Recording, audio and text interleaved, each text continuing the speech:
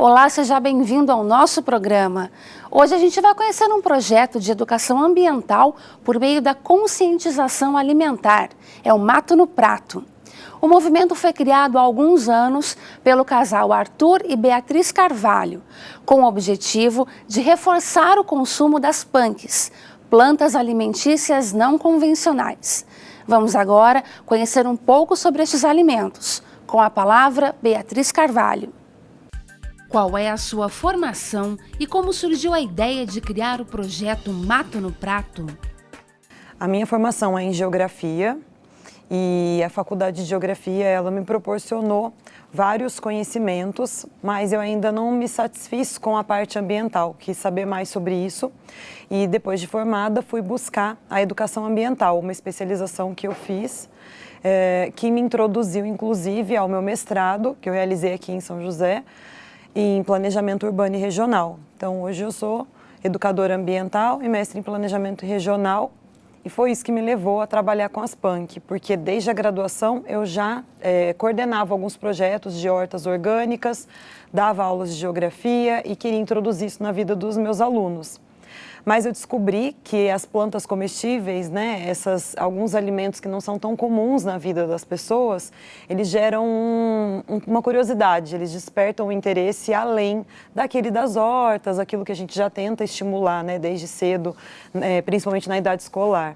Então foi o que me motivou a despertar eles com isso, usar esses artifícios de curiosidade, de interesse para falar sobre punk. Há quanto tempo o projeto Mato no Prato existe e como é a estrutura dele atualmente? O Mato no Prato, ele é inicialmente um projeto de educação ambiental. Ele nasceu em 2013, quando eu descobri essa vertente de estudo, que são as PUNC, e decidi levar isso para os meus alunos, começar a trabalhar isso nas escolas. Mas eu notei que o público adulto tinha também muito interesse, os pais dos alunos, as pessoas da comunidade passaram a me perguntar sobre o tema, a procurar saber mais e o trabalho foi evoluindo. Então o projeto Mato no Prato, ele cresceu e há 2 anos atrás a gente transformou ele em uma empresa, institucionalizou o projeto. E desde então a gente vem trabalhando aí com serviços, com consultorias para atender pessoas da área da alimentação, da área do meio ambiente e outras pessoas interessadas, curiosas, para ensinar um pouco mais sobre o que é a alimentação biodiversa, principalmente com os vegetais não convencionais. Uma preocupação nossa é não restringir o público, fazer com que a gente consiga adaptar esse tema para todas as idades, para todas as culturas, Essa coisa da punk muda muito de região para região. Em alguns lugares, alguns alimentos são comuns, ingredientes típicos dali. Em outros lugares, as pessoas muitas vezes ainda não viram, não conhecem, não tiveram a oportunidade de experimentar. Então, como o intuito é de apresentação de algo novo, a gente tenta não restringir o público e adaptar os nossos serviços, essas nossas aulas, Então a gente faz alguns tipos de palestra, de cursos, oficinas, principalmente para o público mais jovem, para as crianças, atividades bem lúdicas, de forma que eles também adquiram um pouco de conhecimento, que eles sejam apresentados a essas plantas.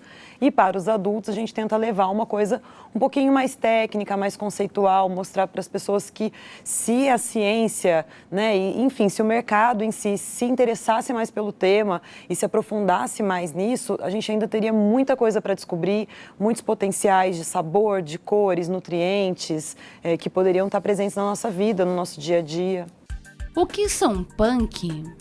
Uma punk é uma planta alimentícia não convencional.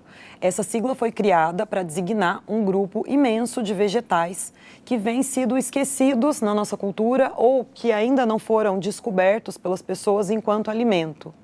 As punk, elas são plantas sem exploração comercial, sem valorização econômica e por isso elas não são encontradas nas prateleiras dos mercados, nem mesmo nas feiras. Ainda que a partir da criação dessa sigla, da criação desse conceito pelo Valdeli Knupp, que é um biólogo, Ele lançou o livro dele em 2014, vem com esse conceito desde 2008, ensinando as pessoas, e a gente vê o interesse crescendo. Então, hoje já existem alguns resgates, né? Então, em algumas oportunidades a gente encontra plantas como, por exemplo, a taioba, a vinagreira, né? Que é um tipo de hibisco, a serralha, que era muito tradicional aqui na nossa região, tinha um largo consumo pela população, né, originalmente caipira, e foi sofrendo uma distorção e se perdendo aí com essa coisa da globalização, da absorção dos alimentos industrializados, né, no nosso cotidiano. Isso são as punk. Como tem sido a reação das pessoas ao conhecer as punk?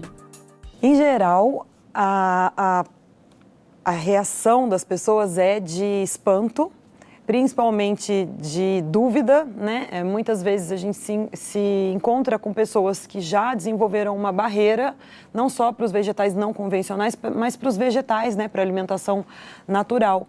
Eu não sou uma profissional da alimentação especificamente, mas socialmente observo esse tipo de comportamento, de muitas vezes rejeição, né? De uma alimentação menos beneficiada, mais pura, e a gente, né, precisa reativar essa vontade nas pessoas.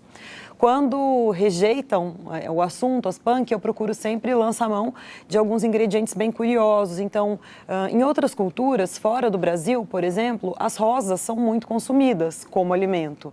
As pétalas, né, delas se fazem geleias, xaropes, caldas, doces, e é um ingrediente muito bonito, né, um ingrediente que, junto com a rosa, né, a flor, ela gera uma admiração pelas pessoas. Então, eu procuro introduzir com essas, que as pessoas já conhecem, e aí a gente vem com, por exemplo, os ipês, que são plantas típicas, né, da nossa arborização urbana, muito comuns nas nossas cidades, principalmente aqui na região sudeste, a gente vê muito delas, e as flores dos ipês são comestíveis, as pessoas não sabem disso. Então, a gente vai tentando mostrar, né, quebrar essa barreira do medo. As pessoas têm um pouco de medo, será que essa planta é tóxica? Isso é algo muito presente no nosso dia a dia, mas aos poucos, mostrando que a gente consome, as pessoas também passam a querer experimentar. Quais são os benefícios que as punk podem trazer para a saúde? As punk, assim como os outros vegetais, eles têm várias, né, elas têm várias propriedades, elas têm nutrientes, elas têm fibras e podem ser consumidas, né, devem ser consumidas, uma vez que podem trazer esses benefícios para a nossa saúde. A gente sempre alerta sobre alguns cuidados, né? Claro, existem sim plantas que são tóxicas, algumas plantas que têm fatores antinutricionais, podem atrapalhar a absorção daquilo que a gente já come, mas nada como conhecimento. Então, hoje a gente tem, né, a internet, tem acesso à informação, não há mais um problema em descobrir aquilo que se pode e não se pode fazer, a maneira correta de consumir e como aproveitar melhor esses benefícios das punk. Tem uma coisa bem legal que a gente procura ressaltar né, nos nossos serviços, nos nossos cursos, que é a rusticidade dessas plantas. Muitas delas, elas não sofreram o processo, né, de seleção que, por exemplo, o alface sofreu. Por isso, elas preservam muitos nutrientes rústicos, né, silvestres, e por isso tem muito mais vitaminas, proteínas do que os alimentos já domesticados. Quando se domestica uma planta, em geral, a gente foca na produtividade dela. A quantidade que ela vai produzir, a velocidade em que ela vai render, a colheita mais próxima, a possibilidade de distribuição disso nos mercados, a durabilidade nas prateleiras. E as punk, elas foram plantas que, como foram rejeitadas pelo mercado, de alguma maneira elas preservaram aquilo que é de mais puro da natureza. Então, elas são, sim, muito mais ricas em nutrientes, em geral, claro, do que as plantas comuns, essas que a gente encontra nos mercados. Quais são os principais exemplos de punk? As plantas alimentícias não convencionais, elas divergem muito, né, de região para região. As culturas, né, a que elas pertencem não se repetem em todos os lugares. Então, por exemplo, o pinhão, que é uma planta muito comum aqui para nós, né, do Vale do Paraíba, e, enfim, daqui para o sul, né, do Sudeste e do Sul, ela é uma planta bastante atípica nas regiões Norte, Nordeste. Então, a gente consegue visualizar as possibilidades com aquilo que a gente tem próximo e, com isso, entender que plantas que vêm de fora também têm seu potencial. Se a gente olhar para o açaí, ela era uma punk há alguns anos atrás, né? 10, 15 anos atrás, nós não tínhamos essa disponibilidade de açaí aqui na nossa região, porque ela era uma punk para nós, era uma planta restrita à região norte. Ainda não tinha se desenvolvido essa distribuição, a logística para ela, né?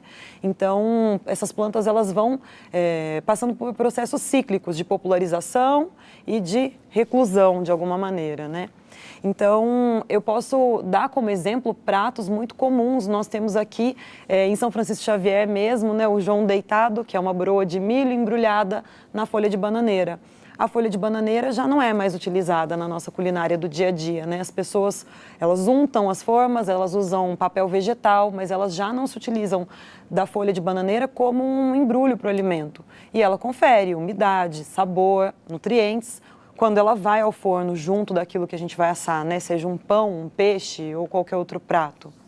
E aí nós temos em cada região receitas típicas, né? No norte entra aí o jambu, o pato no tucupi, né? São bastante característicos e as pessoas quando viajam para lá experimentam esses pratos, mas não absorvem no cotidiano daqui, voltam de viagem e fica como uma coisa típica de lá.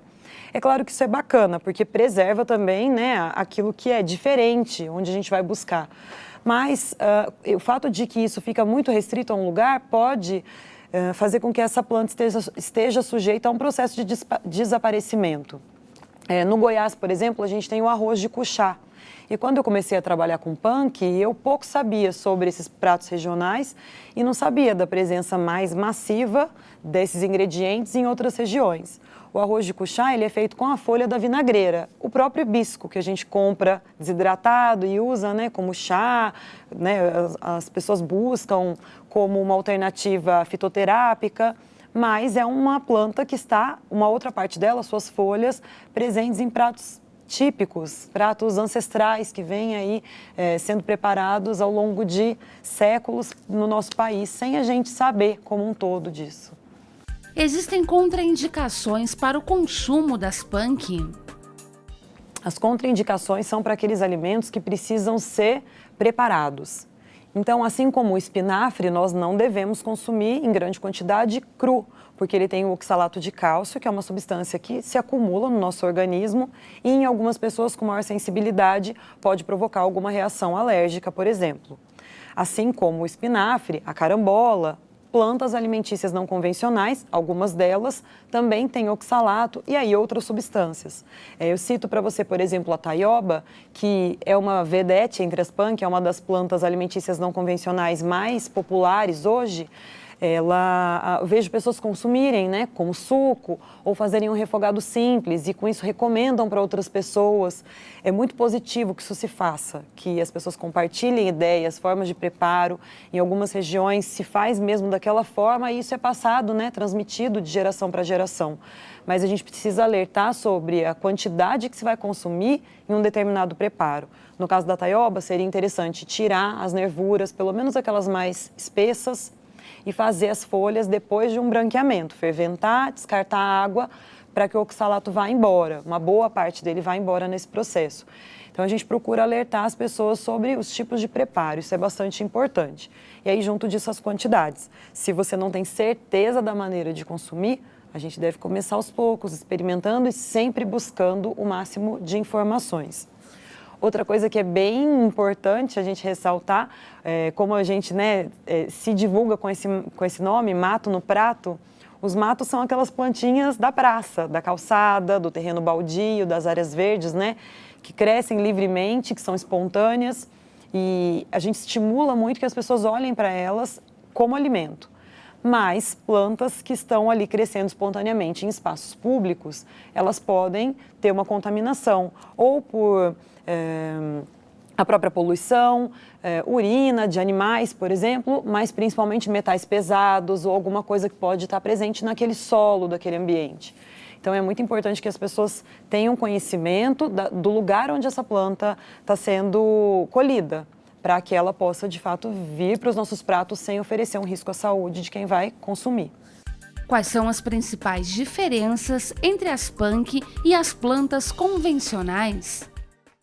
A diferença fundamental entre uma punk, uma planta alimentícia não convencional, e uma convencional, né, uma planta alimentícia comum, comercializada em grande escala, é o valor, a valorização comercial, é o valor que se dá para aquele alimento, o preço que se paga por ele e a presença dele nos espaços de comércio, sejam feiras livres ou até mesmo as grandes redes de supermercado.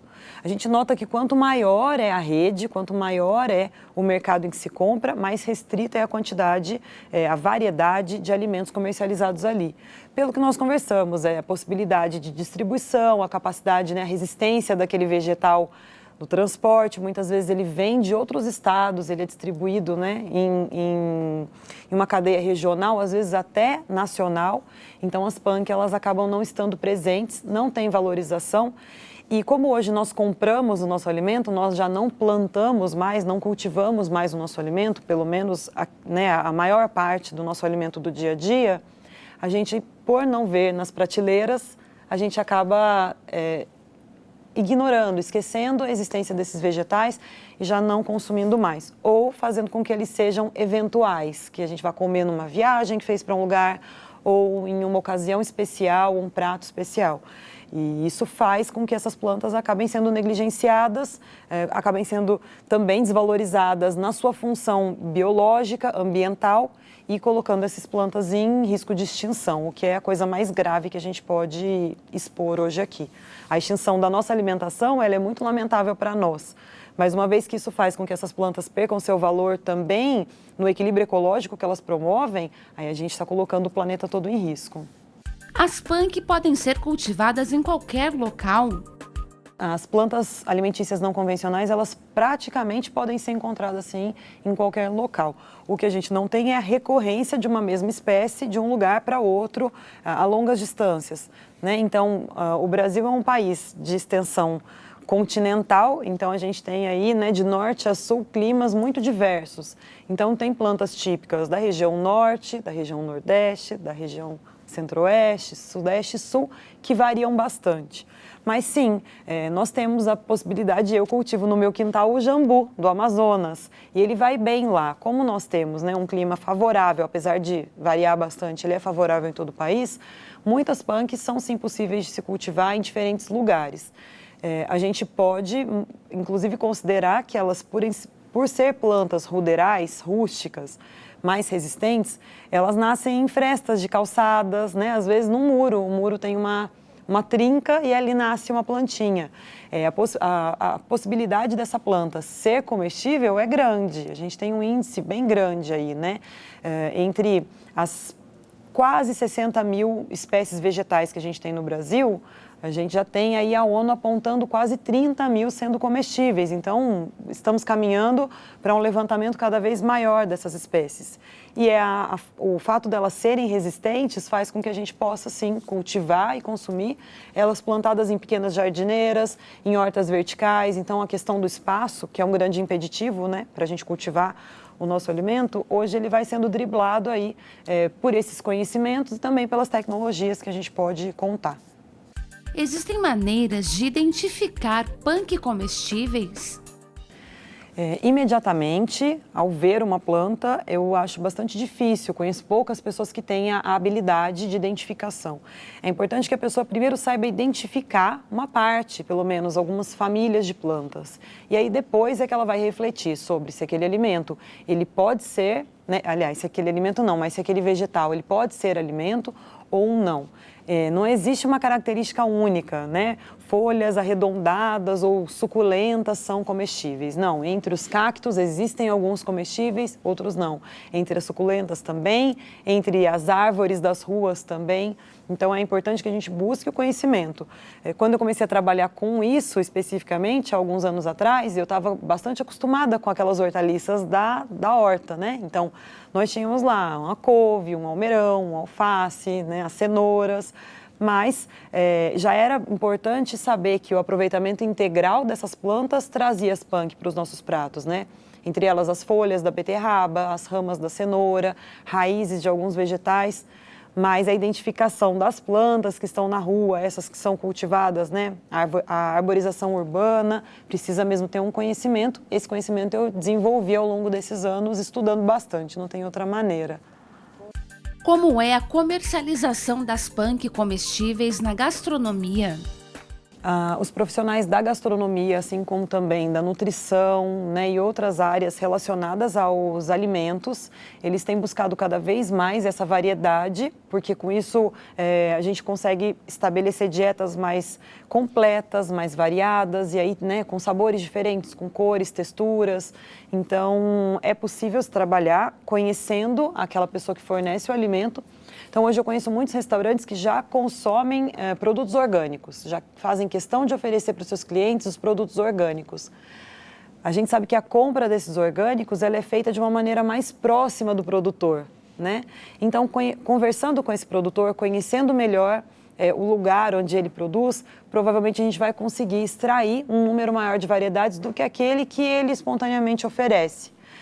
Indo numa feira, por exemplo, se a gente encontra ali uma banca, né, de bananas, a gente tem outras partes, né, o coração da bananeira, a folha da bananeira, até mesmo o caule, que tem o seu palmito, é possível encomendar, pedir.